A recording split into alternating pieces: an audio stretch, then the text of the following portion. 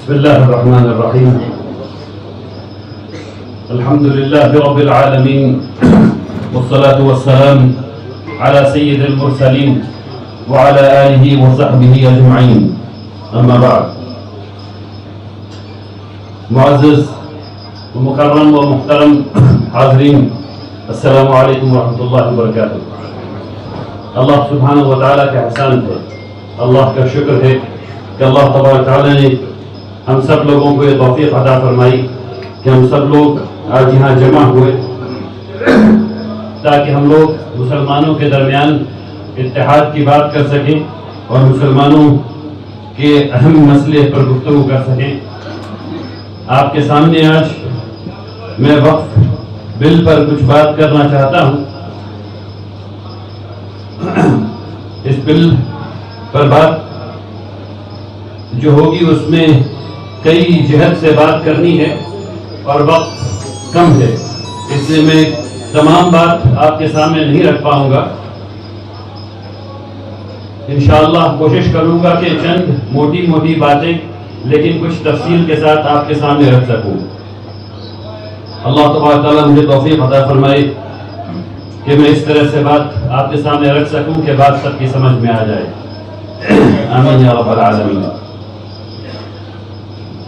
آپ سب یہ جانتے ہیں کہ وقف کا بل ابھی آیا ہوا ہے اور اس وقف کے بل کے آنے سے سب لوگوں میں بڑی بے چینی ہے، لیکن وقف کے بل پر بات کرنے سے پہلے میں چاہتا ہوں کہ 5 منٹ میں چند باتیں وقف کے اسلامی نقطہ نظر پر بھی کر لی جائیں، کیونکہ ایسا محسوس ہوا ہے مجھے پچھلے 3 مہینوں میں کہ مسلمانوں کے اندر بھی اسلامی نقطہ نظر سے وقف کی حیثیت کے نقطہ نظر سے معلومات میں کمی ہے۔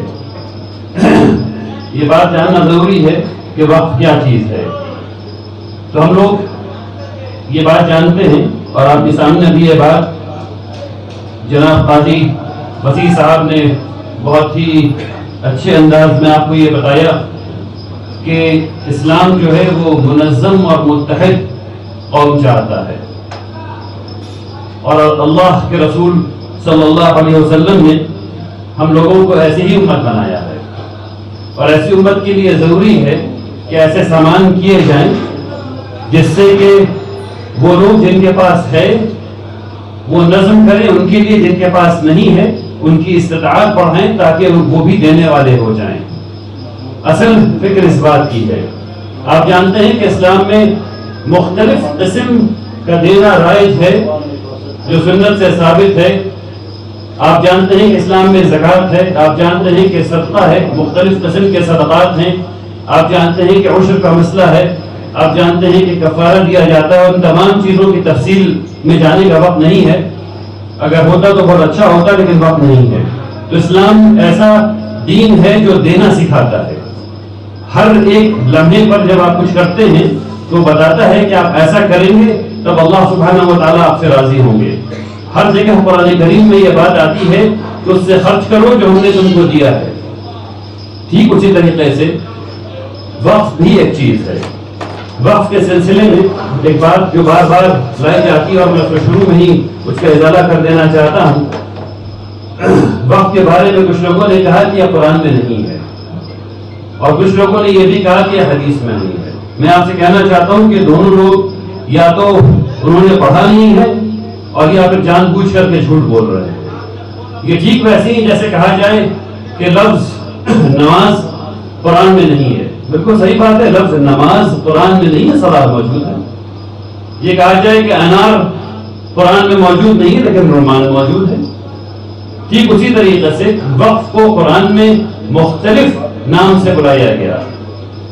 اس میں سے ایک نام جو میں نے اس موضوع کے لیے پسند کیا ہے وہ ہے تصدقہ، صدقہ دینا، صدقہ کرنا۔ اور اس نام کو اس لیے پسند کیا، حالانکہ آیت دوسری کوٹ کی جاتی ہے وقف کے موضوع میں۔ میں نے اس نام کو اس لیے یہاں پر اس لفظ کو یہاں اس لیے لے کر کے آیا ہوں کیونکہ رسول اللہ صلی اللہ علیہ وسلم نے حدیث میں بھی اسی لفظ کا استعمال کیا ہے، اور پھر انہوں نے بتایا کہ یہ ایسا صدقہ ہے جسے نہ بیچا جا سکے گا، جس میں نہ وراثت قائم ہوگی اور نہ ہی جس کو ہبہ کیا جا سکے گا یا تحفہ دیا جا سکے گا۔ تو ہم سب یہ جانتے ہیں کہ صدقہ مسکرانا بھی ہے. جب ہم مسکراتے ہیں تو ہم صدقہ کرتے ہیں. جب ہم اپنی اہلیہ کو کھلاتے ہیں تو صدقہ کرتے ہیں. جب ہم اپنے بچوں کو کھلاتے ہیں تو صدقہ کرتے ہیں. یہاں تک کہ وہ نوالا جب ہم اپنے منہ میں لیتے ہیں اللہ کی رضا کے لیے تو یہ بھی صدقہ ہے میرے بھائیوں, یہ بھی صدقہ ہے, اس کا بھی ثواب ہے. تو یہ ایک قسم کا صدقہ ہے. اور اسلام میں رسول اللہ صلی اللہ علیہ وسلم نے کئی قسم کے صدقات ہم کو بتائے. اس میں سے ایک قسم کا صدقہ جو بتایا وہ صدقہ ہے جو وقف ہے, یعنی کہ وہ چیز جو ٹھہر گئی اپنی جگہ پہ, جسے نہ اس کے بعد بیچا جا سکے گا, نہ اسے خریدا جا سکے گا, نہ ہی اس میں وراثت قائم ہوگی, اور نہ ہی اسے تحفہ اس کو تحفہ دیا جا سکے گا. اس کے مال کو اس کی اصل جگہ رکھ کر کے اس سے جو نفع آتا ہے اس نفع کو ایسے مقصد میں لگایا جائے گا جس سے اللہ کی رضا حاصل ہوگی. اصل میں یہ وقف ہے. وقف کا مطلب یہ بھی ہے کہ جب انسان وقف کر دیتا ہے, یعنی کہ اس نے یہ بتا دیا کہ اس جائیداد سے جس کی چوہدی ایسے ہے, یہاں سے لے کر کے وہاں تک اور یہاں سے لے کر کے یہاں تک, اور اس میں یہ والا کام ہوگا, جب وہ یہ کہہ دیتا ہے تب اس کے بعد سے وہ چیز وقف ہو گئی. اب یہ شخص خود اگر یہ چاہے کہ میں اس میں سے کچھ واپس لے لوں تو نہیں ہو سکتا, کیونکہ وقف کا مطلب یہ ہے کہ جب آپ نے ایسا کہا, جب آپ نے لوگوں کے سامنے یہ اظہار کر دیا کہ ایسا ہونا ہے, تو اس وقت آپ نے اللہ سبحانہ و تعالیٰ سے معاہدہ کیا کہ یا اللہ میں اسے اپنی ملکیت سے نکال کر کے آپ کی ملکیت میں دے رہا ہوں. اب یہ ملکیت اللہ کی ہو گئی اور یہ قیامت تک کے لیے ہو گئی, قیامت تک کے لیے ہو گئی.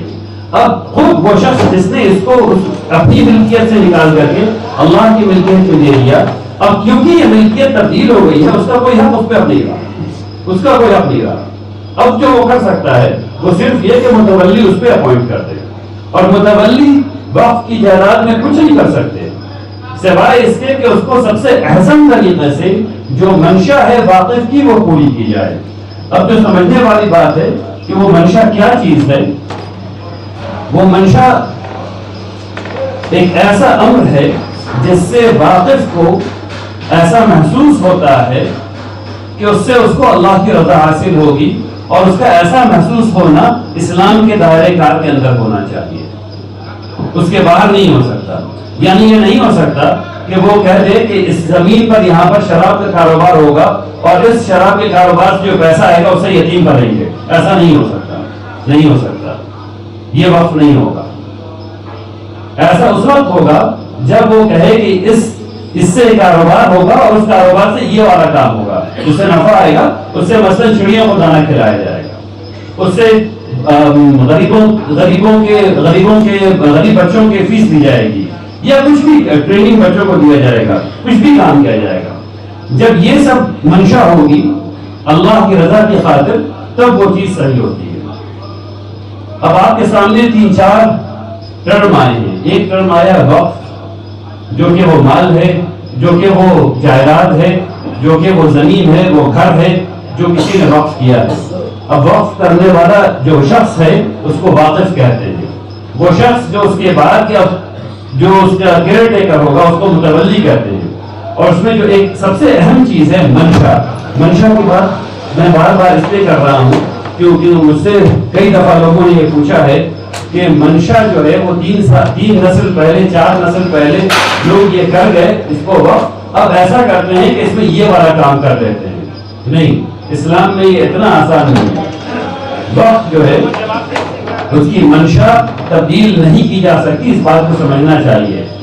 وقف بورڈ کے ہاتھ میں یہ نہیں ہے کہ وہ منشا تبدیل کر دے, اسٹیٹ گورنمنٹ کے ہاتھ میں نہیں ہے کہ وہ منشا تبدیل کر دے, سینٹر کی حکومت کے ہاتھ میں یہ نہیں ہے کہ وہ منشا تبدیل کر دے.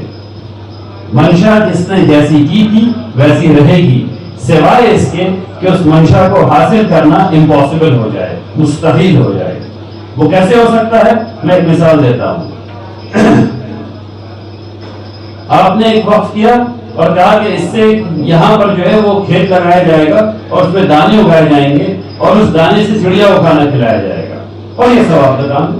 الحمدللہ رب العالمین آپ کو ثواب مل رہا ہے اس کا.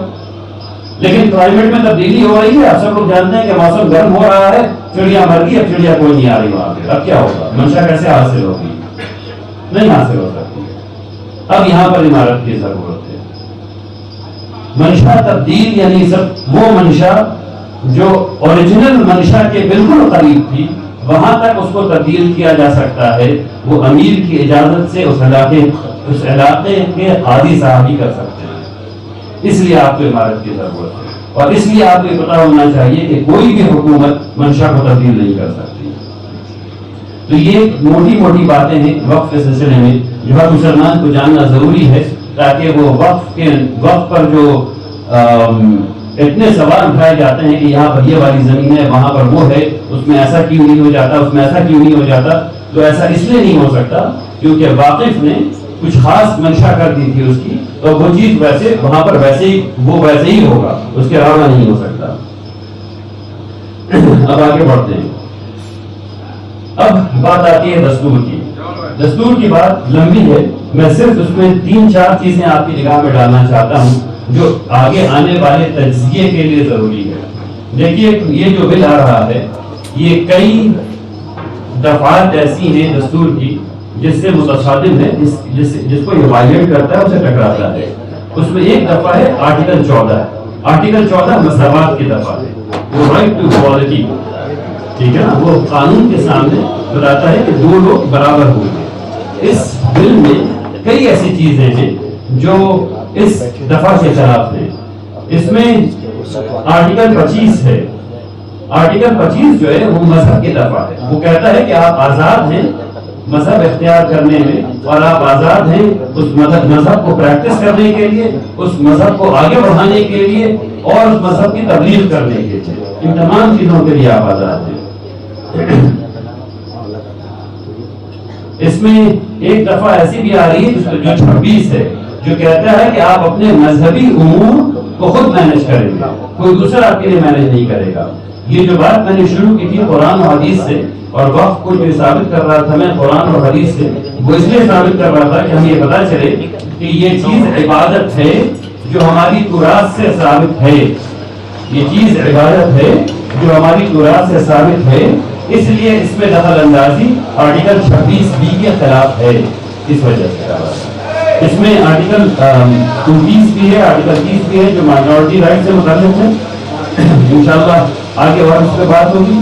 ایک آرٹیکل ہے 300، آرٹیکل 300 آپ کا لیگل رائٹ ہے پراپرٹی کا، جس کے بل متصادم ہے، اس کے خلاف کام کرتا ہے۔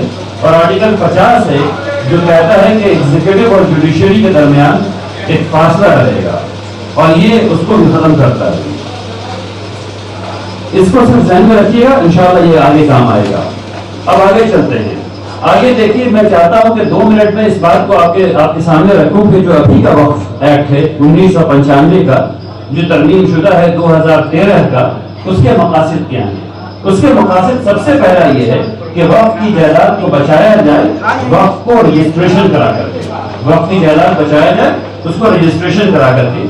اس کے دوسرے مقاصد میں ہے کہ وقف بورڈ قائم کیے جائیں، جہاں جہاں اوقاف کی زمینیں ہیں، جائیداد ہے، وہاں وقف بورڈ قائم کیے جائیں، اور ایک لیگل سسٹم تیار کیا جائے جس سے کہ اوقاف کی جائیداد کا تحفظ، اور اگر وہ کسی تنازع میں پڑ گئی ہے تو اس سے اس کا تصفیہ کروایا جا سکے۔ وقف بورڈ کا کیا رول ہے؟ ابھی تک تو وقف ایکٹ کی بات ہو رہی تھی، وقف بورڈ کا کیا رول ہے؟ وقف بورڈ کا رول یہ ہے کہ وہ سب سے پہلا رول وقف بورڈ کا یہ ہے کہ واقف کی منشا کا خیال رکھے کہ منشا حاصل ہو رہی ہے۔ وقف بورڈ کا کام یہ نہیں ہے کہ وہ وقف کی پراپرٹیز کا ڈیولپمنٹ سب سے پہلے کرے۔ وقف بورڈ کا سب سے پہلا کام یہ ہے کہ وہ دیکھے کہ واقف کی منشا حاصل ہو رہی ہے یا نہیں ہو رہی ہے۔ اس کا دوسرا کام یہ ہے کہ وہ متولی اپوائنٹ کرے، اگر متولی نہیں ہے تو۔ یہ بات بار بار سمجھائی جاتی ہے کہ وقف بورڈ کے پاس بہت زمینیں ہیں، اور اس پہ میں انشاءاللہ تھوڑی دیر میں گفتگو کروں گا، اس پہ بہت زیادہ وقف بورڈ کے پاس زمینیں۔ میں یہ بتانا چاہتا ہوں کہ وقف بورڈ کے پاس اتنی زمین ہے، صفر، کوئی زمین نہیں ہے۔ وقف بورڈ نگرانی کے رول میں ہے، وقف بورڈ نگرانی کے رول میں ہے، وہ کوئی زمین اس کے پاس نہیں ہوگی۔ زیادہ سے زیادہ وہ کسی ایک جائیداد پر 3 سال تک متولی رہ سکتا ہے، فقط، اس سے زیادہ نہیں رہ سکتا۔ تو یہ جو بات کہی جاتی ہے کہ وقف بورڈ کے پاس بہت زمین ہے، وہ بالکل غلط بات ہے، ایسا نہیں ہے۔ وقف بورڈ کی یہ بھی ذمہ داری ہے کہ وہ یہ دیکھے کہ کوئی ایسا متولی تو نہیں ہے جس کے پاس وقف کی جائیداد ہے اور وہ اس کو رجسٹر نہیں کروا رہا ہے تو اس کو فائن لگائے کہ رجسٹر کرائے، فائن لگائے کہ رجسٹر کرایا جائے گا۔ وقف بورڈ کا ایک اور رول یہ بھی ہے کہ وہ قانون کو، وہ رولز کو آسان کرے تاکہ لوگ رجسٹر کر سکیں وقف کی جائیداد کو۔ اس کے علاوہ اس کی یہ بھی ذمہ داری ہے کہ وہ دیکھے کہ وقف کی جائیداد میں خود تو نہیں ہو رہا ہے، یعنی جو اس کے جو پیسے کا جو لین دین ہے اس کو دیکھے اور اس کے بارے میں اس کو اسس کرے، اور اس کے خلاف اگر کورٹ میں جانا پڑے متولی کے، اگر وہ خود کر رہا ہے تو وہ اس کو روکے، اس کے خلاف کام کرے۔ اس کے ساتھ ساتھ اس کی ایک اہم ذمہ داری یہ بھی ہے کہ اگر کوئی ایسی جائیداد ہے جو وقف کی ہے، چاہے وہ رجسٹر ہو یا نہیں رجسٹر ہو، اگر وہ اس کو پتہ چل گیا کہ وقف کی جائیداد ہے اور وہاں انکروچمنٹ ہو گیا ہے تو وہ ٹرائبیونل میں اس کی پیروی کرے کہ اس کو صحیح طریقے سے کلاسیفائی کیا جائے اور اس کو وقف کی پراپرٹی بنایا جائے۔ اب یہ ضروری ہے کہ جتنی بھی وقف کی جائیداد ہے وہ رجسٹر کی جائیں، اس کو اس کے رجسٹریشن کے لیے جو دائیں طرف آپ کے پاس سلائڈ میں جتنے بھی کاغذات ہیں وہ ضروری ہوتے ہیں، اس میں سب ضروری نہیں ہے، کچھ ضروری ہوتے ہیں، مثلا وقف کی ڈیڈ ہے، پروف آف اونرشپ ہے، ریونیو ریکارڈ ہے، وغیرہ وغیرہ، یہ ساری چیزیں ہیں، یہ سب چیزیں، سارا مٹیریل آن لائن موجود ہے، انشاءاللہ آپ سب لوگ ڈاؤن لوڈ کر سکتے ہیں اگر آپ لوگوں کو ضرورت پڑے تو۔ اس میں ایک بات جاننی ضروری ہے، وہ اس وقف کی، معاف کیجیے گا، ہاں، وقف کی جائیداد میں ابھی جو رجسٹریشن پروسیس ہے اس میں یہ لکھا ہوا ہے کہ بھائی یہ چیز ضروری ہے، لیکن اگر نہیں ہے تو یہ والا لے آؤ تو بھی ایسا ہوگا، اور یہ والا لے آؤ تو بھی ایسا کر لیں گے، یعنی کئی چیزیں آپشنز موجود ہیں۔ جو آنے والا بل ہے اس میں وہ سب آپشن ختم کر دیے گئے ہیں۔ ایک بات یہ کہی جاتی ہے، اور ابھی ایک ویڈیو آیا ہے جو بہت ہی نامعقول ویڈیو ہے، جس میں یہ کچھ لوگ کھڑے ہو کر کے یہ کلیم کر رہے ہیں کہ وقف کی جائیداد، وقف کے لوگ جہاں پر انگلی رکھ دیتے ہیں، وقف بورڈ جہاں انگلی رکھ دیتا ہے وہ جائیداد وقف ہو جاتی ہے۔ اس کو میں تفریحاً لوگوں کو اس طرح سمجھانے کی کوشش کرتا ہوں، اگر ایسا ہو سکتا تو سب سے پہلے میں ہی جاتا اور میں جا کر کے پٹنہ میں جو راج بھون ہے وہ بہت بڑا ہے، کمرے بڑے بڑے ہیں، میری بڑی خواہش ہے اس میں اس کو ذرا میں بھی وقت میں لے لوں تاکہ مجھے بھی رہنے کو ملے، لیکن میں بہت کیا وہاں جا کے میں نے ایسے انگلی رکھی لیکن وقت نہیں ہوا، تو وقت کیوں نہیں ہوا مجھے آج تک سمجھ میں نہیں آیا۔ پھر میری خواہش ہو کہ نیا والا سنسد سدن جو بنا ہے دلی میں 25,000 کروڑ یا 2500 کروڑ پتہ نہیں کتنے روپے سے، اس میں بھی جا کے انگلی رکھوں، تو بہت سے لوگوں کو میں نے بھیجا، سب نے جا کے انگلی رکھی، ایسے بہت کیا لیکن وقت نہیں ہوا، بلکہ تو جا ہی نہیں سکتے اندر انگلی کیا رکھیں گے، تو بہت سے لوگوں نے باہر سے ایسے انگلی کیا لیکن وقت نہیں ہوا۔ کیوں نہیں ہوا؟ اس بات کو لوگوں کو سمجھانے کی ضرورت ہے، اس سے بڑا جھوٹ وقف کے سلسلے میں کوئی بولا ہی نہیں جا سکتا ہے۔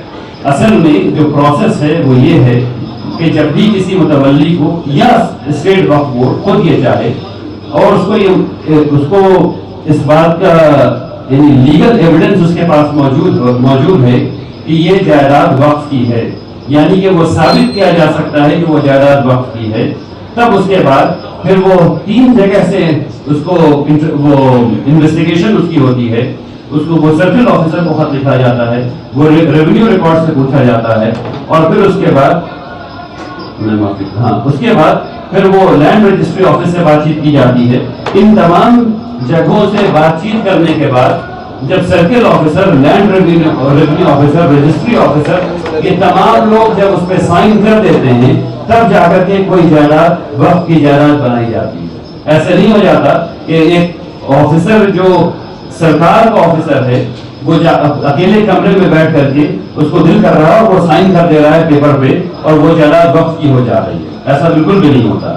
اور یہ سب کچھ کرنے کے باوجود وہ جائیداد وقف کی نہیں ہوتی ہے، اس کے باوجود وہ کھلی رہتی ہے کہ اس پہ لوگ کیس کریں، اور کیس کیا جاتا ہے، وہ ٹرائبیونل میں کیس ہوتا ہے، ٹرائبیونل میں کیس کرنے کے بعد پھر وہ کیس ہائی کورٹ میں جا سکتا ہے ریویو پٹیشن میں، اور اس کے بعد پھر وہاں کیس لڑا جائے گا، اس کے بعد تب جا کر کے جو فیصلہ ہو وہ فیصلہ ہو۔ ایسا نہیں ہوتا کہ کسی کو انگلی رکھ دینے سے آپ کی جائیداد جو وقف کی جائیداد ہو جاتی ہے، ایسا بالکل نہیں ہوتا۔ یہ مذاہب کا خیز بات ہے، لیکن ہم لوگ اس کو جس ہلکے انداز میں کہہ رہے ہیں، دوسرے لوگ اسی کو نفرت پھیلانے والے لوگوں نے اس کو مدعا بنا کر کے ایسے ویڈیوز بنائے ہیں جو ایک کم عقل انسان جب اس کو دیکھتا ہے تو اس کو ایسا محسوس ہوتا ہے کہ مسلمانوں نے اس کو اپنا کام بنا رکھا ہے کہ وہ ہر جائیداد جا کے ایسے انگلی رکھ دیتے ہیں اور وہ وقف ہو جاتا ہے۔ ایسا بالکل نہیں ہوتا ہے، آپ سب لوگوں کو سمجھانے کی ضرورت ہے۔ ٹرائبیونل ایک لفظ آتا ہے بار بار، اس کو سمجھنے کی ضرورت ہے. ٹرائبیونل ایک جوڈیشل باڈی ہے. ٹرائبیونل کے پاس سول کورٹ کے اختیارات ہوتے ہیں. ٹرائبیونل میں فل کورٹ میں جو فرق ہے وہ یہ ہے کہ فل کورٹ کے پاس دیکھنے والے معاملات اتنے ڈھیر سارے ہیں اور ٹرائبیونل کے پاس معاملات صرف ایک وقت. سول کورٹ کے پاس جو لا آف ایویڈنس ہے وہ اتنا لمبا چوڑا ہے. ٹرائبیونل کے پاس جو لا آف ایویڈنس ہے وہ صرف وقت سے متعلق ہے. تو اس میں ایکسپرٹیز آ جاتی ہے. یہ جسٹس دلانے کا ایک اہم میکینزم ہے. ٹرائبیونل کی ایک اور بات کہی گئی کہ ٹرائبیونل جو ہے وہ صرف مسلمانوں کے لیے ہے اور ہندوستان میں ٹرائبیونل صرف مسلمانوں کے لیے بنایا گیا ہے. میں آپ کو بتانا چاہتا ہوں کہ یہ بات بالکل جھوٹ ہے. ٹرائبیونل صرف مسلمانوں کے لیے نہیں بنایا گیا. اس ملک میں تقریباً 50 سے زیادہ ٹرائبیونل کام کر رہے ہیں.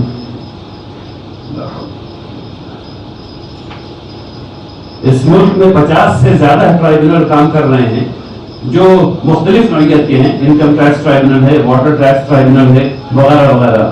ایک اور بات یہ کہی جاتی ہے کہ ٹرائبیونل جو ہے وہ مسلمانوں کا, اس میں مسلمان بیٹھتے ہیں. یہ بات ہی بالکل جھوٹ ہے.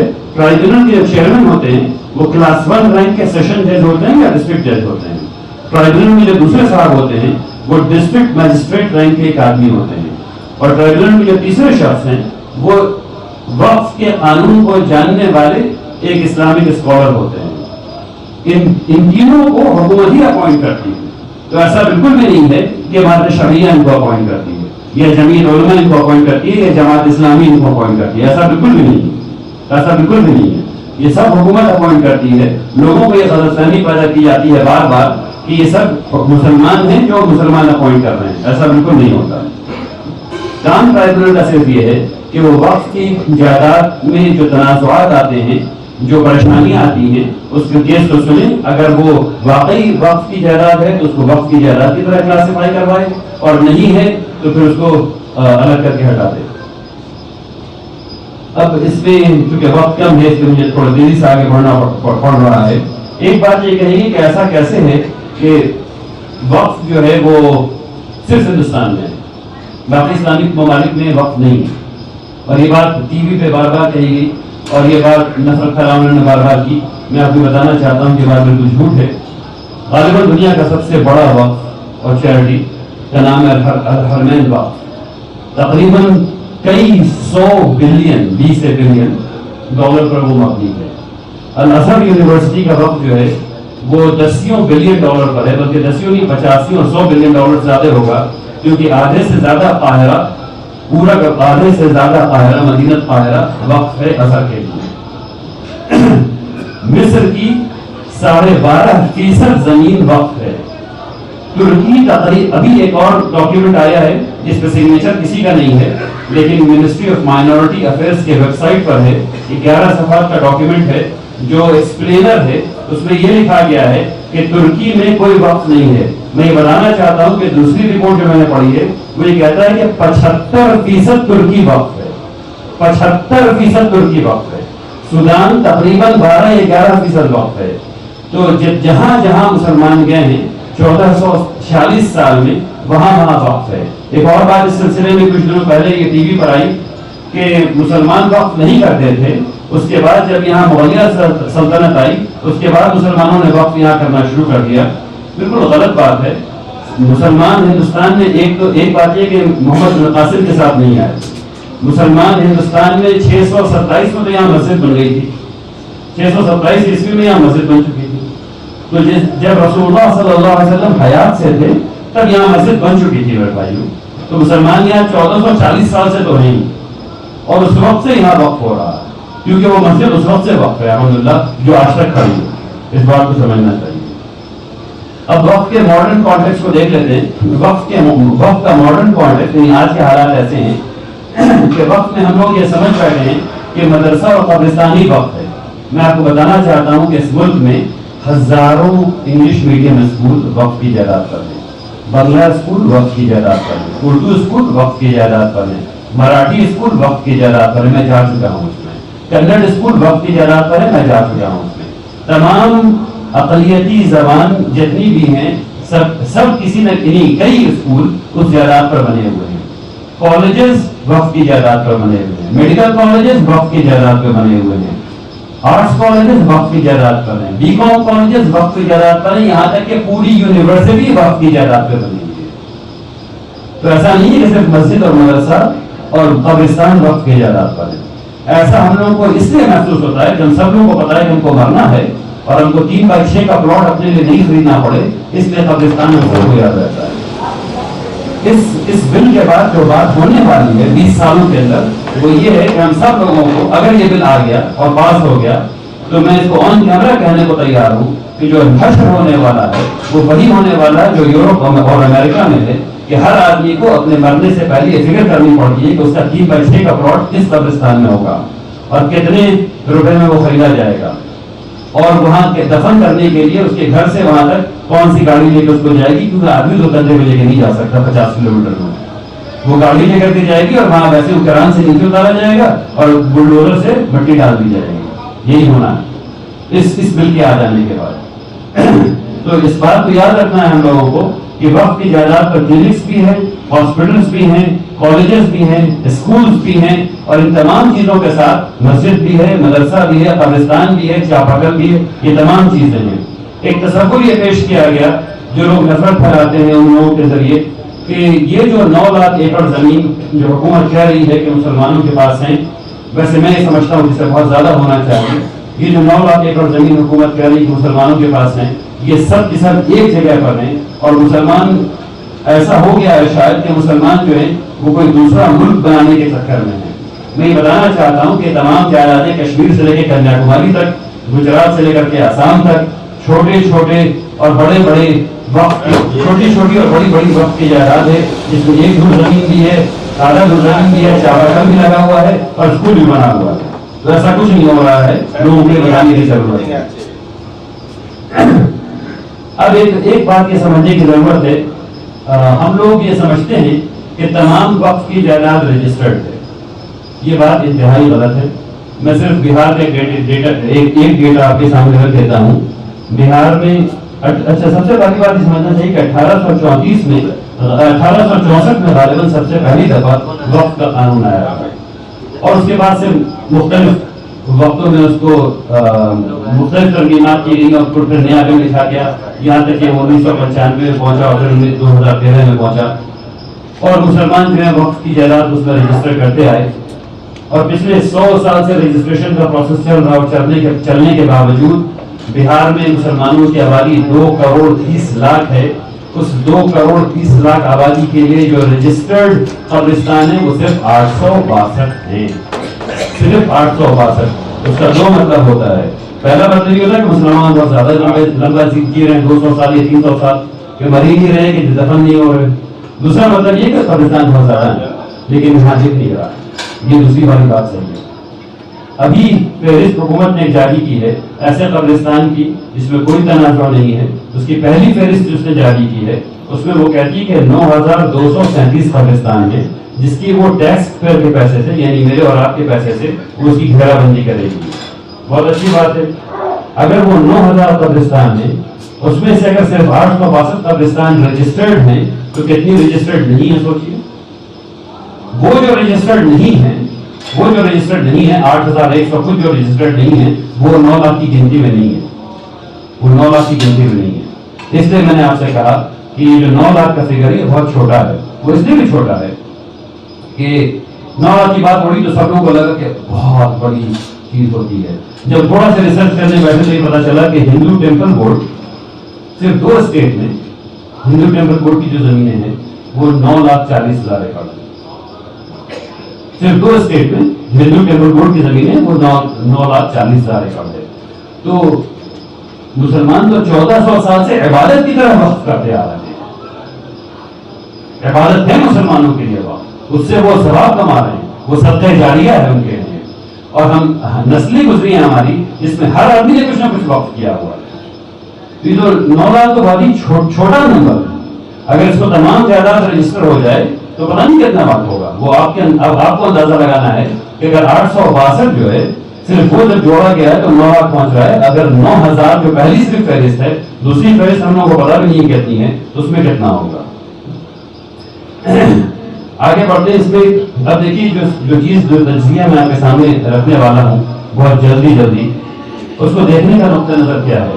اس کو دیکھنے کے نقطہ نظر میں یہ چیز ہے کہ شروع دم سے کچھ ٹھگی کا احساس ہے، کچھ اعتماد کی کمی کا احساس ہے، کچھ اعتماد کے ٹوٹنے کا احساس ہے۔ وہ کیا وجوہات ہیں جن کی وجہ سے اعتماد کو ٹوٹنے کا احساس ہے؟ اس میں سے چند چیزیں میں نے آپ کے سامنے رکھی ہیں۔ پہلی بات یہ ہے کہ 1950 میں ایک پریزیڈنشل آرڈر آیا جس نے کہا کہ شیڈیولڈ کاسٹ صرف وہ لوگ ہو سکتے ہیں جو اپنے آپ کو ہندو پروفیس کرتے ہوں، یعنی کہ جو اعلان کرتے ہیں کہ وہ ہندو ہیں۔ یعنی اس وقت مسلمان، کرسچن، تمام مذاہب کے لوگ شیڈیولڈ کاسٹ میں تھے اس سے پہلے تک، لیکن 1950 اگست 1950 میں یہ پریزیڈنشل آرڈر آیا اور اس نے تمام لوگوں کو نکال دیا اور صرف ہندوؤں کو رکھا اس میں کہ وہ ہوں گے۔ حالانکہ قانون آرٹیکل 14 یہ کہتا ہے کہ آپ کوئی ایسا قانون نہیں بنا سکتے، لیکن نہ صرف یہ کہ پریزیڈنشل آرڈر قائم رہا، آج تک قائم ہے، حالانکہ اس میں ترمیم کر کے اور چیزوں کو جوڑ دیا گیا ہے، لیکن کئی سالوں تک صرف وہی رہا۔ تو وہاں اعتماد کی کمی محسوس ہوئی۔ اس کے بعد یہ ہوا کہ یہ کرونالوجیکل آرڈر میں نہیں ہے، چند چیزیں آپ اس میں گرانے کے لیے بابری مسجد شہید کر دی گئی، اور جب سزا دینے کی بات آئی تو لوگوں نے کہا، کورٹ نے کہا نو ون ڈیمولش بابری مسجد، کسی نے بابری مسجد کو نہیں توڑا، اپنے آپ ٹوٹ گئی۔ جب یہ ویڈیو موجود ہے، سارے لوگ موجود ہیں، آواز دینے والے موجود ہیں، توڑنے والے موجود ہیں، اکسانے والے موجود ہیں، سب موجود ہیں ویڈیو پہ، لیکن کسی نے نہیں توڑا۔ وہاں پہ اعتماد کی کمی آ گئی۔ پلیسز آف ورشپ ایکٹ آیا۔ پلیسز آف ورشپ ایکٹ میں یہ بتایا گیا کہ بس بابری مسجد اور اس کے بعد سے کسی بھی مذہبی جگہ کے کیریکٹر کو تبدیل نہیں کیا جائے گا، اور اس کو بابری مسجد کے ججمنٹ میں چیف جسٹس نے کوٹ کیا، اور بہت ہی یعنی تاکیدی انداز میں اس کو کوٹ کیا کہ اس کے بعد کچھ نہیں۔ اور 1.5 سال کے اندر اسی چیف جسٹس نے کہا کہ ہم کیریکٹر تھوڑی تبدیل کر رہے ہیں، ہم تو صرف اسس کر رہے ہیں۔ اس اسسمنٹ کا نتیجہ یہ ہوا ہے کہ وہاں جو ہے وہ پوجا شروع ہو گئی ہے اس کے بیسمنٹ میں، اس اسسمنٹ کا یہ نتیجہ ہوا ہے۔ تو کیریکٹر تبدیل ہوا یا نہیں ہوا؟ تبدیل ہو گیا اس کا کیریکٹر۔ تو یہ وہ چیزیں ہیں جو اعتماد کی کمی پیدا کر رہی ہیں اور بالکل خاص نقطۂ نظر سے دیکھنے پر مجبور کرتی ہیں۔ یہ بل جب میں وکلا سے بات کرتا ہوں اور ان لوگوں نے جب اس بل کو پڑھا ہے تو مجھے جو بتایا ہے وہ یہ بتایا ہے کہ یہ بل اس لیے لایا جا رہا ہے، اس کا لب لباب، اس کا جو اخیر نتیجہ نکلنا ہے وہ اس طرح نکلنا ہے کہ اس بل سے آپ کی اوقاف کی جائیداد سینٹر کی حکومت کنٹرول کرے گی۔ تو یہ آپ کی جائیداد کو کنٹرول کرنے کے لیے آ رہا ہے۔ یہ بل اس لیے لایا جا رہا ہے تاکہ آپ کو آپ کی وقف کی جائیداد سے محروم کیا جا سکے۔ یہ بل اس لیے لایا جا رہا ہے تاکہ آپ کا جو حق ہے وقف کرنے کا اس کو محدود کر دیا جائے۔ اور یہ بل اس لیے لایا جا رہا ہے کہ تمام اسلامی تعریفات، اسلامک ڈیفینیشنز ہیں جو میں نے شروع میں آپ کے سامنے رکھی، وقف، واقف، متولی اور منشا، اس کو سب کو تبدیل کر دیا جائے۔ یہ کلیمز ہیں جو انشاءاللہ میں آگے آپ کے سامنے ثابت کرنے کی کوشش کروں گا تھوڑی دیر میں۔ یہ 4 چیزیں اس کو یاد رکھیے: کنٹرول، محدود، محروم، اور آپ کے اسلامی تعریفات کو تبدیل کرنے کے لیے لایا جا رہا ہے۔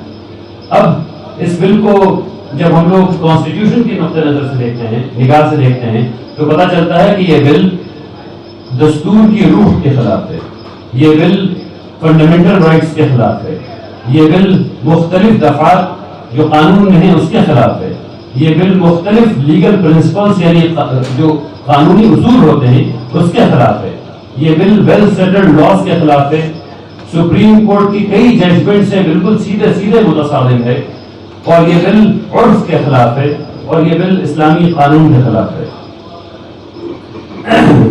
اس بل کو سمجھنے کے لیے ہم لوگوں کو شروع کرنا ہوگا بالکل شروع سے، اور شروع کرنے میں جو بات ہے وہ یہ ہے کہ سب سے پہلے یہ سمجھنا چاہیے کہ مسئلہ کیا ہے۔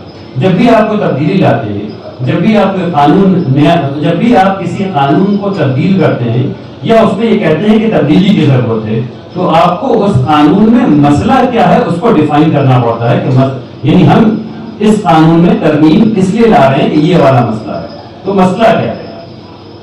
ہم لوگ جب اس کو پڑھنا شروع کرتے ہیں قانون کو، تو جو مسئلہ سمجھ میں آتا ہے وہ یہاں لکھتے ہیں، اور میں اس کو آپ کے سامنے کوٹ کر دیتا ہوں کہ بل لایا جا رہا ہے افیکٹولی مسئلے کو حل کرنے کے لیے، افیکٹولی مؤثر طریقے سے مسئلے کو حل کرے گا۔ یہ کون سے مسئلے کو حل کرے گا؟ پڑھنے میں کتنا اچھا لگا کہ افیکٹولی ایڈریس ایشوز، پڑھنے بہت اچھا لگتا ہے. میں کسی مینجمنٹ کے اسٹوڈنٹ نے اس کو لکھا ہوا ہے، لیکن اس کی حقیقت کچھ نہیں، باطل کچھ بھی نہیں. آپ پڑھیں جو لائن سمجھ میں آ جائے گا کہ کچھ بھی نہیں ہے. افیکٹولی ایڈریس ایشوز کو ایڈریس کرنا کس چیز سے؟ اچھا بھائی اسٹیٹ وقف بورڈ کی قوت کے سلسلے میں کچھ مسئلہ ہے، مسئلہ کیا ہے یہ نہیں لکھا. پھر لکھتے ہیں کہ یہ ایڈریس کرے گا افیکٹولی کس چیز کو؟ رجسٹریشن کو. مسئلہ کیا ہے رجسٹریشن میں یہ نہیں پتا نہیں. یہ ایڈریس کرے گا افیکٹولی ایشوز کو. کس ایشو کو؟ یہ ایڈریس کرے گا سروے کے ایشو کو. سروے میں کیا ایشو ہے بھائی یہ پتا نہیں. یہ کہتے ہیں یہ اوور کم کرے گا شارٹ کمنگس کو. شارٹ کمنگس کیا ہے یہ نہیں لکھا ہوا ہے. تو جو صفحہ نمبر 15 پہ جہاں اسٹیٹمنٹ آف آبجیکٹس ان کو لکھنا تھا کہ یہ بل اس لیے لایا جا رہا ہے کہ اس کو حل کرے گا، اس جگہ پہ صرف انہوں نے مینجمنٹ لینگویج، مینجمنٹ کی زبان میں چند اچھے الفاظ استعمال کیے ہیں، جیسے ایفیشینٹ، جیسے effective, problem solving, short comings کو اوور کم کرنا. یہ سارے فینٹاسٹک الفاظ کو استعمال کیے گئے جس کا مطلب کچھ بھی نہیں نکلتا.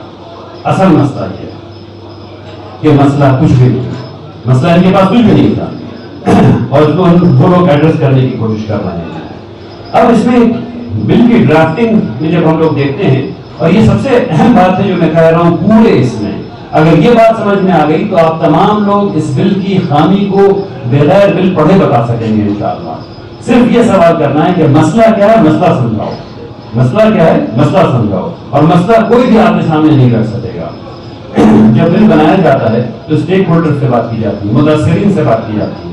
سب سے پہلے وہ لوگ جو لوگ اس بل سے متاثر ہوتے ہیں ان سے بات کی جاتی ہے. حکومت جب کام کرتی ہے تو لکھت پڑھت کے ساتھ کام کرتی ہے. وہ بتائے تو صحیح کہ کس سے اس سے کنسلٹ کیا تھا اس بل کو لانے سے پہلے. اچھا ایک تو یہ مسلمانوں کی باڈیز سے ان کو کنسلٹ کرنا چاہیے تھا، اس کے بعد انہیں سبجیکٹ میٹر ایکسپرٹ سے کنسلٹ کرنا چاہیے تھا. وہ لوگ جو زمین کا کام کرتے ہیں، وہ لوگ جو زمین جائیداد کے بارے میں جانتے ہیں. اچھا وہ کون لوگ تھے جس سے حکومت نے کنسلٹ کیا یہ بتا نہیں. اس کے بعد وہ لوگ جو پالیسی امپیکٹس انالیسس کرتے ہیں اس سے بات کرنی چاہیے تھی. ان پالیسی امپیکٹس کون ایسے لوگ ہیں جو پالیسی بنانے والے ہیں جس سے حکومت نے کنسلٹ کیا، یہ حکومت بتا دے. یہ حکومت بتانے کو تیار نہیں ہے. تو اس سے ہم لوگ یہ نتیجہ نکالتے ہیں کہ یہ بل بنایا گیا بغیر کسی کے کنسلٹیشن سے، بغیر کسی کے کنسلٹیشن سے، اور یہ لا دیا گیا. اس بل کو بنانے کے بعد ہر جمہوری نظام میں اس بات کا خیال رکھا جاتا ہے کہ ایسا قانون بنے جو سپریم کورٹ میں ویلڈ قرار پائے، کانسٹیٹیوشنل قرار پائے. سپریم کورٹ میں کانسٹیٹیوشنل قرار پائے. آپ لوگ آگے انشاءاللہ اس بل میں دیکھیں گے کہ یہ بل کئی فنڈامنٹل رائٹس کو وائلیٹ کرتا ہے، فنڈامنٹل رائٹ سے متصادم ہے. اور فنڈامنٹل رائٹس کے دفعات میں یہ لکھا ہوا ہے کہ کوئی قانون ایسا نہیں بنایا جا سکتا جو ریپگننٹ ہو، یعنی کہ جو فنڈامنٹل رائٹس کے خلاف بنایا جائے. اور یہ فنڈامنٹل رائٹس کے خلاف بن گیا. کوئی بل ایسا نہیں بنایا جا سکتا، کوئی قانون ایسا نہیں بنایا جا سکتا جو آپ کے موجودہ دوسرے قوانین ہیں اس سے متصادم ہو. اور یہ آپ دیکھیں گے تھوڑی دیر میں کہ اس سے بھی متصادم ہے. تو ان تمام چیزوں کے ایبسنس میں آپ کے سامنے کچھ لکھی ہوئی چیزیں آ گئی ہیں، اور ان لکھی ہوئی چیزوں سے پورا ملک پریشان ہے، تمام سٹیزنز پریشان ہیں. یہ ہم لوگ بہت غلط سمجھتے ہیں کہ صرف مسلمان پریشان ہیں. اصل میں اس بل سے ہر وہ شخص جسے دستور کی فکر ہے وہ پریشان ہے. اب میں آگے بڑھتا ہوں. آگے اس بل میں اور اس خاص ایک پوائنٹ میں لایا ہوں، اس کے بعد میں تجزیے کی بات کروں گا. پہلا جو آرٹیکل، پہلا جو ترمیم ہے وہ یہ کہتا ہے کہ بل جو ہے اس کا بل کا جو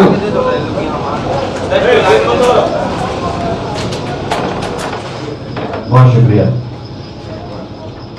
اس بل کا جو نام ہوگا وہ ہوگا یونیفائڈ وقف management empowerment efficiency and development. آپ میں سے بہت سے لوگ انگریزی پڑھے ہوئے ہیں.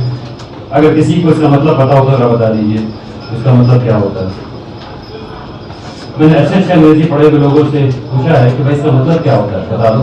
ابھی تک مجھے اس کا مطلب نہیں بتا پایا کہ اس کا مطلب کیا ہوتا ہے. یونیفائڈ وقف management empowerment efficiency and development. لیکن اسی کو لے کر کے میں نے ایک فریم ورک بنایا. اس فریم ورک پہ میں ہر ایک پروپوزل کو ایویلویٹ کروں گا آپ کے سامنے. 4-5 کروں گا کیونکہ وقت نہیں ہے، اس کے بعد انشاءاللہ اپنی بات ختم کر دوں گا.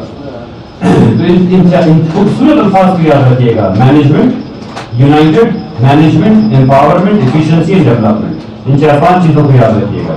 اب اس کو دیکھیے انالیسس فریم ورک. اس کے بعد اصل شروع ہو رہی ہے. تو اس پورے بل کو 3 طریقے سے دیکھنا ہے. اس پورے بل کو کم سے کم 3 طریقے سے دیکھنا ہے. پہلی بات یہ دیکھنا ہے کہ اسٹیٹمنٹ آف آبجیکٹ جو دیا گیا ہے، جو مقصد لکھا گیا ہے، اس مقصد کو یہ بل حاصل کر رہا ہے کہ نہیں کر رہا ہے. بالکل معقول بات ہے، صحیح بات ہے، ایسے ہی ہونا چاہیے. جو مقصد لکھا ہوا ہے اس کو حاصل کر. مقصد کیا لکھا ہوا تھا کہ یہ بل وقف بورڈ کو ایفیشینٹ کرے گا، نہیں ایفیشینٹلی پرابلم سالو کرے گا تو ایفیشینٹ کرے گا. مقصد کیا لکھا ہوا تھا کہ ایفیکٹو طریقے سے مسئلے کو حل کرے گا. جب مسئلے کو حل کرے گا تو وقف بورڈ کو ایفیشینٹ بنائے گا، افیکٹو بنائے گا. تو وقف بورڈ کو افیکٹو بنائے گا. یہ وقف بورڈ کو قوت کے بارے میں بات کی کہ وقف بورڈ کو امپاور کرے گا. اور یہ بل کیا کرے گا؟ یہ بل جو کمیاں ہیں وقف بورڈ میں اس کو دور کرے گا اور یہ وقف کی پراپرٹیز کو ڈیولپ کرے گا، اس میں ترقی لائے گا. تو یہ ایک طریقہ ہے بل کا تجزیہ کرنے کا. دوسرا طریقہ بل کا تجزیہ کرنے کا یہ ہے کہ ہم یہ دیکھیں کہ دستوری طور پر یہ بل دستور کے نقطہ نظر کیسا ہے.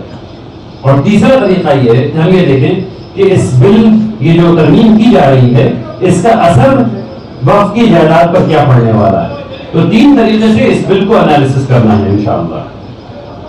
اب چند چیزیں میں آپ کے سامنے رکھتا ہوں. اس میں ایک دفعہ یہ ہے، وہ دفعہ یہ کہتی ہے کہ آپ وقف نہیں کر سکیں گے. آپ وقف نہیں کر سکیں گے سوائے اس کے الا کہ آپ 5 سال تک پریکٹسنگ مسلمان رہیں. شروع میں نے کلیم کیا تھا کہ وقف آپ کے وقف کرنے کے حق کو محدود کرنے کے لیے آیا، یہ کلیم تھا. اب یہ بل ہے، یہاں پہ بل کا جو رائٹنگ ہے وہ یہ ہے کہ یہ بل آپ کو آپ وقف نہیں کر سکتے سوائے اس کے کہ آپ 5 سال تک پریکٹسنگ مسلمان ہوں. اب یہ بتائیے، اس کو تجزیہ کیجیے اس فریم ورک پہ. یہ صرف میں بار بار اس کو ریپیٹ کر رہا ہوں تاکہ ہم سب لوگوں کے ذہن میں بات آ جائے اور جو لوگ پیچھے ہیں وہ بھی ذرا غور سے سن لیں اس کو انشاءاللہ. اب اس کو تجزیہ کیجیے کہ 5 سال کی جو قید لگائی جا رہی ہے اس سے وقف بورڈ ایفیشینٹ کیسے ہو رہا ہے، اس سے وقف بورڈ افیکٹو کیسے ہو رہا ہے، اس سے وقف بورڈ امپاور کیسے ہو رہا ہے، اس کو قوت کیسے مل رہی ہے. اچھا، اس سے وقف کی ترقی کیسے ہو رہی ہے. اس میں سے کسی بھی ایک کا جواب ہاں میں ہے. جب نہیں ہے تو اس ترمیم کا حاصل کیا ہے. اچھا، اب دوسرے پہ چلتے ہیں، کانسٹیٹیوشنل انالیسس کرتے ہیں. اس کا کانسٹیٹیوشنل انالیسس کرتے ہیں. اب اس میں 2 بات مجھے پتہ چلتی ہے. ایک، آپ یہ کہہ رہے ہیں کہ پریکٹسنگ مسلمان ہونا چاہیے. تھوڑی دیر کے لیے مان لیتے ہیں کہ آپ کی بات صحیح ہے. پراپرٹی تو میری ہے، پراپرٹی میری ہے. میں اس پراپرٹی کو رکھوں، میں اس پراپرٹی پہ دکان بناؤں، میں اس پراپرٹی کو بیچ دوں، میرا اختیار ہے. آپ نے کسی اور اختیار کو روکا نہیں ہے. آپ صرف یہ کہہ رہے ہیں کہ آپ وقف نہیں کریں گے. یہ آرٹیکل 301 کے خلاف ہے، آپ کے لیگل رائٹ کے خلاف ہے، کانسٹیٹیوشنل رائٹ کے خلاف ہے. اب پھر آپ اس کو دوسرے نقطے نظر سے دیکھیے. وقف کرنا کیا ہے؟ وقف کرنا عبادت ہے. آپ مجھے اپنی عبادت سے روک رہے ہیں. یہ آرٹیکل 25 کے خلاف ہے. وقف کو مینج کرنا کیسے کیا جائے گا، کب کیا جائے گا، میں کب کر سکتا ہوں، میں کب نہیں کر سکتا ہوں، اس کو مینج کرنا آرٹیکل 26B کے ذریعے یہ حق مجھے حاصل ہے. آپ مجھے اس سے روک رہے ہیں، یہ اس کے خلاف ہے. اب اس کو تیسرے نقطے نظر سے دیکھیے. کیا آپ اسی قانون کو ہندو ٹیمپل بورڈ میں لگائیں گے، کرسچن انڈاؤمنٹ میں لگائیں گے، کیا آپ اسی چیز کو کسی اور قانون میں لگائیں گے؟ کبھی نہیں لگائیں گے. تو یہ آرٹیکل 14 کے خلاف ہے. تو یہ اتنے ڈھیر سارے فنڈامنٹل رائٹس کے خلاف ہے، یہ مختلف دفعات کے خلاف ہے، یہ اسلامک لا کے خلاف ہے، اور پھر یہ عقل کے بھی خلاف ہے. اس کو اس طرح دیکھیے کہ پورا لا جو لکھا گیا ہے وہ لا اس نقطۂ نظر سے لکھا گیا ہے کہ پورے جب لا بن، اگر خدا نخواستہ یہ لا بن گیا تو اتنا مبہم بنے گا کہ کسی ایک چیز کی 10 قسم کی تعبیرات ہوا کریں گی. پریکٹسنگ مسلمان کا کیا مطلب ہے؟ اور میں اس میں وقت اس لیے لگا رہا ہوں تاکہ کچھ چیزیں اگر صاف ہو جائیں تو آپ اسی فریم ورک کو ہر ایک ترمیم پر لگا کر کے دیکھیں گے اور آپ کو ایسے ہی جواب ملے گا. تو اگر فریم ورک سمجھ جائیں گے تو باقی پورا بل اگر ایک دفعہ بھی آپ اٹھا کے دیکھ لیں گے تو انشاءاللہ سمجھ میں آ جائے گا آپ کو. اب اس کو یعنی یہ بتائیے کہ پریکٹسنگ مسلمان کا کیا مطلب ہے. میری داڑھی 5 انچ کی ہے اور مولانا کی داڑھی 6 انچ کی ہے, تو وہ مجھ سے اچھے مسلمان ہوئے, تو وہ زیادہ پریکٹسنگ مسلمان ہے, تو وہ وقف کر سکتے ہیں, میں وقف نہیں کر سکتا ہوں. ایسی بات ہوگی نا, اس کے علاوہ اور کیا بات ہوگی. یعنی یہ بالکل اتنی غیر معقول بات ہے یہ, لیکن بات وہی جائے گی کیونکہ جو آپ کے ڈسٹرکٹ کلیکٹر صاحب ہیں ان کی نگاہ میں اس کی تعویل کیا ہوگی اللہ والا, اور کورٹ میں جو کیس چلتا ہے کیس چلتا رہے گا. ٹھیک ہے نا. بات یہی کیا جا رہی ہے میڈیا میں کہ یہ ان لوگوں کے لیے ہے جو نئے نئے مسلمان ہوئے. اب اس بات کو بھی ڈیل کر لیتے ہیں. بھائی اس ملک میں سب کو اختیار ہے اپنے مذہب کو پروفیس کرنے کا, اپنے مذہب کی تبلیغ کرنے کا اور اپنے مذہب کو تبدیل کرنے کا. اب صبح ناشتے میں میرا کچھ موڈ کیا اور کچھ ذہن پہ سوار ہو گیا, میں نے کہا ٹھیک ہے میں کرسچن ہوتا ہوں, پراپرٹی تو میری رہی. شام دوپہر کے ناشتے میں میرا موڈ پھر خراب ہو گیا, میں نے کہا نہیں میں یہودی ہو جاتا ہوں, پراپرٹی میری ہی رہی. پھر میں نے اصل میں کہا کہ نہیں میں مسلمان ہو جاتا ہوں, پراپرٹی میری ہی رہی, کسی اور کی نہیں ہوئی. اور آرٹیکل 301 کے مطابق لیگل رائٹ میرا ہی رہا, وہ کسی اور کا نہیں ہوا. تو آپ جو یہ جو قانون لگا رہے ہیں, اب اس کو اس طرح بھی دیکھیے کہ یہ قانون اب بالکل آربیٹرری ہے, اس لیے بھی انکانسٹیٹیوشنل ہے. ٹھیک ہے نا. تو اس ایک ترمیم سے, اس فریم ورک سے میں نے آپ کو پوری چوہدی سمجھا دی کہ اگر آپ اس کو اس ہر ایک لائن آئٹم کو آپ دیکھتے جائیں اور آپ کو پتا چلتا جائے گا کہ کتنا یہ جو بل آ رہا ہے اگر یہ بن گیا تو کس قدر بیڈ ان لا ہوگا. اب وقت کی بہت قید ہے میرے بھائیوں, تو میں آپ کو صرف 2 بات اور بتا کر کے اپنی بات کو ختم کر دوں گا. یہاں پہ اس میں ایک چیز آئی ہے, وہ ہے ایویکیوم پراپرٹی.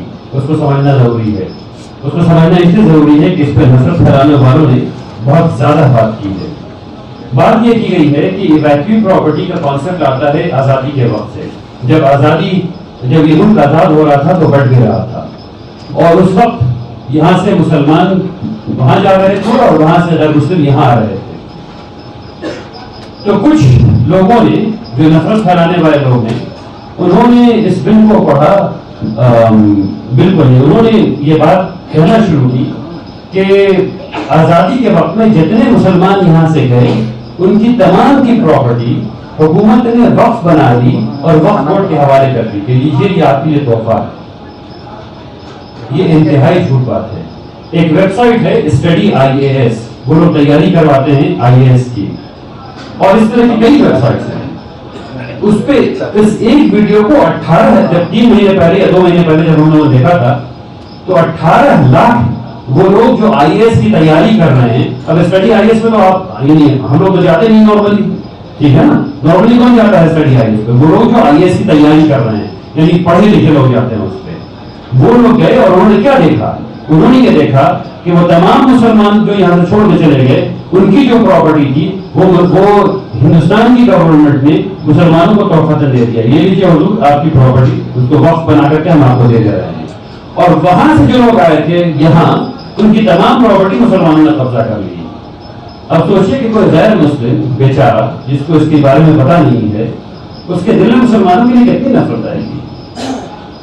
آئیڈیا نہیں ہے, لیکن یہ بالکل جھوٹ, یہ بالکل جھوٹ ہے. ایسا بالکل نہیں ہوا ہے. 3 قسم سے پراپرٹی بٹی ہے اس کو.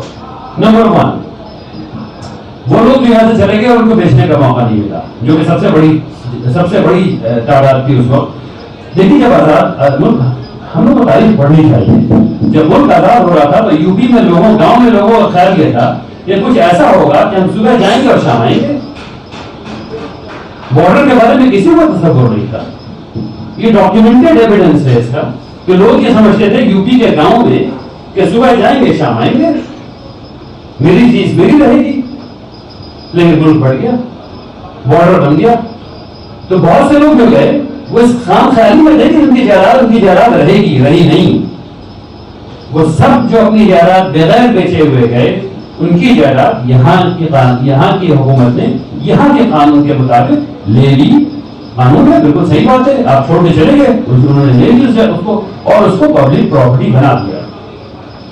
بات ختم. کسی مسلمان کو کوئی تحفے میں نہیں دی پراپرٹی، اس کو پبلک پراپرٹی بنا دیا گیا. اب دوسری قسم کی پراپرٹی وہ لوگ جو بھاگتے بھاگتے اونے پونے میں بیچ گئے، وہ لوگ جو بھاگتے بھاگتے اونے پونے میں بیچ گئے. حکومت نے کہا جس نے جو زمین خرید لی وہ سب ویلڈ ٹرانزیکشن ہے، وہ رہے گا، اور وہ رہا. وہ جو ایکڑ زمین خریدی گئی اونے پونے میں وہ سب ویلڈ ٹرانزیکشن تھا اور وہ رہا. ٹھیک ہے، ویلڈ ٹرانزیکشن ہے، آپ نے بیچی، اس نے خرید لیا. تیسرا ٹرانزیکشن وہ تھا جو وقف کی جائیداد تھی، وہ سب حکومت نے اپنے قبضے میں لے لیا. ایک بھی جائیداد نہیں چھوٹی، وہ سب حکومت کے قبضے میں. 5 سال مسلمانوں کو لگا حکومت کو سمجھانے میں کہ بھائی اللہ کی ملکیت ہے، یہ تم نہیں لے سکتے، اس کے ثبوت ہیں. 5 سال کے بعد حکومت کو سمجھ میں آیا کہ ہاں شاید مسلمان صحیح کہہ رہا ہے. یہ جو وقف کی جائیداد سب ہے، جو مسلمان کا قبرستان ہے، مسجد ہے، عیدگاہ ہے، یہ سب تمام جو چیزیں ہیں یہ وقف کی جائیداد پہ بنی ہوئی ہیں.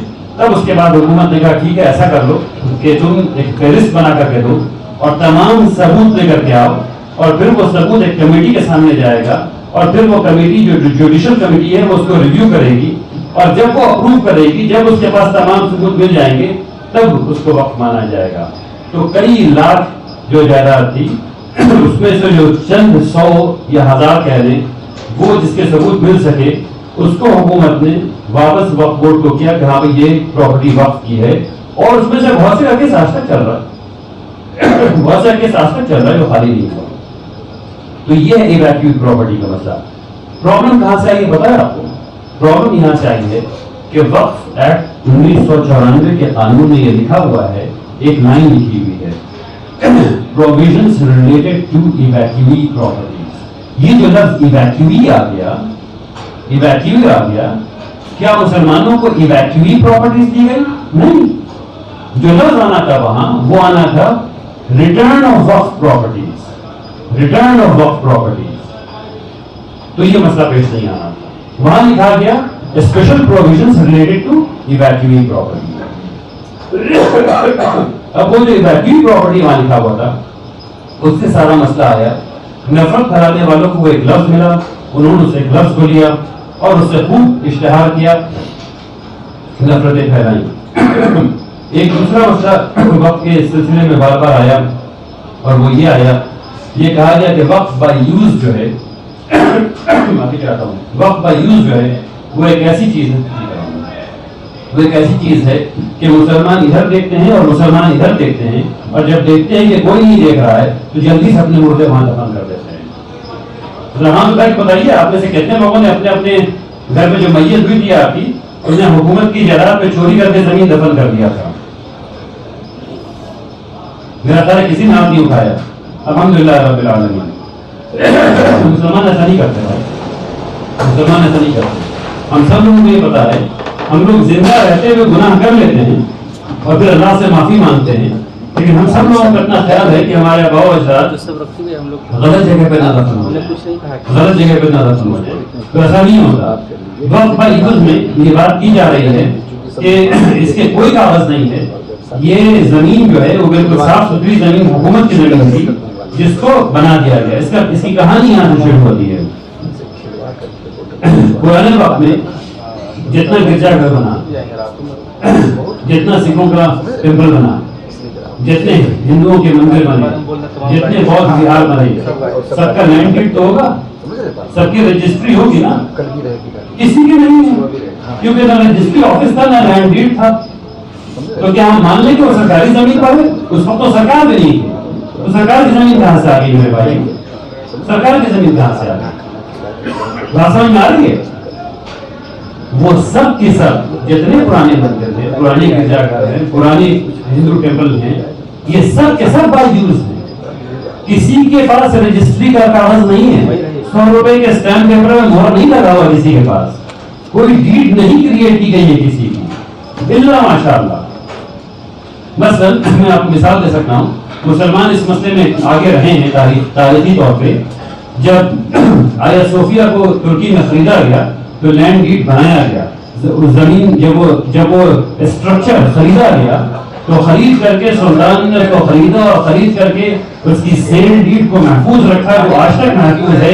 پھر اس کو وقف کیا، وقف نامہ موجود ہے. اسی وجہ سے آیا صوفیہ واپس مسجد بنی ورنہ کبھی نہیں بن پا رہی. ہیلو وہ میوزیم بن گئی تھی اور میوزیم ہی رہتی. کہہ رہا ہوں کہ وہ گاڑیاں جو تو ٹھیک اسی طریقے سے بعض چیزوں کا موجود ہے بعض چیزوں کا نہیں موجود ہے. پہلے زمانے میں کیسے ہوتا تھا؟ لوگ کہتے تھے اس نیم کے پیڑ سے لے کر کے اس آم کے باغ تک یہاں پر دفن کر دو. لوگ دفن ہونا شروع ہو گئے اور قبرستان ہو گیا. اب اس میں 2-3 الفاظ ہیں جو ہم لوگوں کو سیکھنے ضروری ہیں. ایک ہے کیڈسٹرال سروے. 1883 میں انگریزوں نے ایک سروے کرایا, اس کا نام ہے کیڈسٹرال سروے. کیڈسٹرال کہتے ہیں چوہدی بنانے والا جو خریدہ ہوتا ہے, چوہدی والا میپ جس میں چوہدی بنی ہوئی ہوتی ہے کہ یہاں پر یہ, یہاں پر یہ, یہاں پر یہ.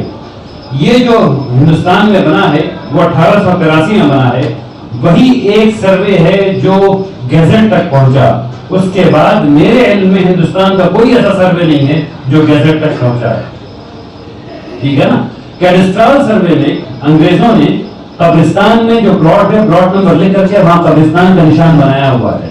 وہاں پہ انہوں نے اتنا وہ کیا ہوا ہے کہ اگر وہاں 3 ٹاور تھا تو وہاں 3 ٹاور بنایا ہوا ہے. بہار وغیرہ میں ہم لوگ ابھی بھی استعمال کرتے ہیں کہ 3 ٹاور والی قبرستان, 2 ٹاور والی قبرستان. یہ جب کیس شروع ہوا تب مجھے پہلی دفعہ سمجھ میں آیا کہ لوگ اس کو 3 ٹاور والی قبرستان کیوں کہتے تھے, کیونکہ اس میں 3 ٹاور لگا ہوا تھا اور انگریزوں کو 3 ٹاور دکھا اور انہوں نے اس میں 3 ٹاور بنا دیا. اس لیے تو کیڈسٹرال سروے کے بعد جو آگے جو سروے آیا ہے اس میں یہ لکھا ہوا ہے کہ زمین کا اوریجنل مالک کون ہے. ہم لوگوں کی پرابلم یہ ہے کہ ہم لوگ وہاں تک جانے کو تیار نہیں ہیں. ہم لوگ 1972 کے سروے جہاں خود ہو چکی ہے وہاں پہ جا کے اٹھ جاتے ہیں اور کہتے ہیں کہ یہ والی زمین جو ہے وہ سرکار کی ہے. نہیں, ایسا نہیں ہے. اگر تھوڑا پیچھے جائیں گے اس سے پیچھے والا سروے دیکھ لیں گے تو پتا چلے گا کہ مسلمانوں کی زمین ہے. اب اس میں 3 کانسیپٹ ہیں جو یاد رکھنے کی ضرورت ہے. پہلا کانسیپٹ اس میں یہ ہے کہ جو لفظ اس میں لکھا ہوا ہے وہ غیر مزروعہ عام, عربی کا لفظ ہے. یہاں کھیتی نہیں ہوتی ہے, یہ عام جگہ ہے. تو ایسی کون کون سی عام جگہ ہے؟ مسجد ہے, مندر ہے, شمشان گھاٹ ہے. یہ تمام چیزیں جو ہیں وہ غیر مزروعہ عام ہیں. حکومت اب یہ کہہ رہی ہے, حکومت نہیں, ایکچولی حکومت نے یہ نہیں کہہ رہی ہے, لوگ یہ کہہ رہے ہیں کہ یہ جو غیر مزروعہ عام ہے یہ پبلک پراپرٹی ہے. بالکل غلط بات ہے. اس کے ڈیفینیشن کو جب آپ دیکھیں گے تو آپ کو پتا چلے گا کہ یہ پبلک پراپرٹی نہیں ہے. اگر پبلک پراپرٹی ہوتی تو اس میں قبرستان کیسے بن جاتا, اس پہ مسجد کیسے بن جاتی؟ بات تو سمجھے. اگر پبلک پراپرٹی ہوتی تو اس پہ مسجد کیسے بن جاتی, اس پہ قبرستان کیسے بن جاتا؟ اس پہ نہیں بن سکتی یہ چیزیں. اب اس کے بعد اس پہ جو متولی صاحب ہیں اس پہ جس آدمی نے زمین دی اس کے بعد سروے پہ لکھا ہوا ہے. یہ جو غیر مزروع عام ہے اس لفظ نے بہت نقصان پہنچایا ہے. اور اکثر مسلمان اور وقف بورڈ پہ کام کرنے والے لوگ یہ سمجھتے ہیں کہ غیر مزروع عام کا مطلب پبلک پراپرٹی ہے. آپ کا اسٹیٹ ایک ایسا 2 اسٹیٹ میں سے ایک ایسا اسٹیٹ ہے ماشاءاللہ جس نے اس سلسلے میں لیڈرشپ رول نبھایا ہے. اور مبارکباد کے مستحق ہیں آپ لوگ جنہوں نے اسلام کو کیا اور اس بل کو مسترد کر دیا. بارک اللہ فیکم جمیعا. اس چیز کو ہم لوگوں کو سمجھنا ہے کہ اب اس میں بہت کئی اور تفصیل موجود ہے, لیکن اخیر میں آپ سے پھر ایک دفعہ یہ اپنی بات کو دہرانا چاہتا ہوں کہ وقف بورڈ پہ یہ جو بل آ رہا ہے اور جس پہ JTC کے مختلف ملاقاتیں چل رہی ہیں, اگر یہ بل ایکٹ میں تبدیل ہو گیا تو آپ کی جائیداد کا کنٹرول حکومت کے ہاتھ میں چلا جائے گا. آپ کی جائیداد, آپ اپنی جائیداد سے محروم ہو جائیں گے. آپ کے وقف کرنے کا حق محدود ہو جائے گا. اور جو اسلامی تعریفات ہیں تمام تعریفات اس وقف بورڈ نے تبدیل کر دی ہیں.